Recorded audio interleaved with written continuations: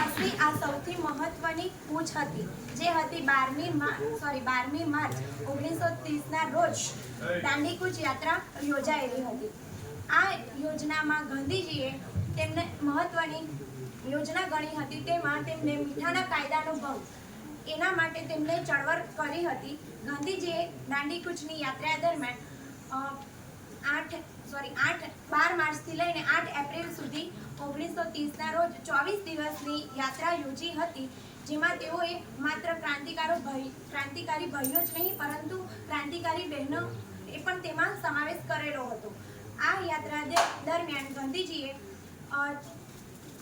12 April 1930ના રોજ તેઓ દાંડી ગામે દરિયા કિનારે પહોંચ્યા હતા. ત્યારબાદ તેમને 6 એપ્રિલના રોજ તેઓએ દરિયા કિનારે પહોંચીને મીઠાના કાયદાનો ભંગ કરવા માટે એક મુઠ્ઠી મીઠું હાથમાં લઈને કહ્યું હતું કે હું આજથી અંગ્રેજ શાસકોને ઇમારતની પાયામાં લાદું છું. આ રીતે તેમણે કહ્યું હતું.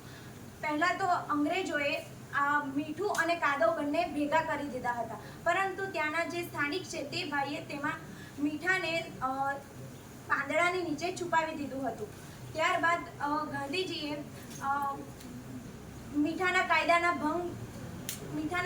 ભંગ કરીને આગળ ચળવળ શરૂ રાખી હતી. ત્યારે તેમને માત્ર ભાઈઓ જ નહીં પણ બહેનોનો સાથ લઈને પણ તેમને દાંડી કૂચની યાત્રા આગળ ધપાવી હતી. ત્યારબાદ તેમને 12 માર્ચ 1930થી લઈને તેઓ દાંડી કૂચની યાત્રા દરમિયાન અનેક પ્રકારના કાર્યક્રમોની પણ રજૂઆત કરી હતી, જેમાં તેઓએ રચનાત્મક કાર્યક્રમો યોજ્યા હતા. જેમાં તેઓએ વ્યસન મુક્તિ, સ્વાવલંબન જેવા અનેક કાર્યક્રમો યોજ્યા હતા.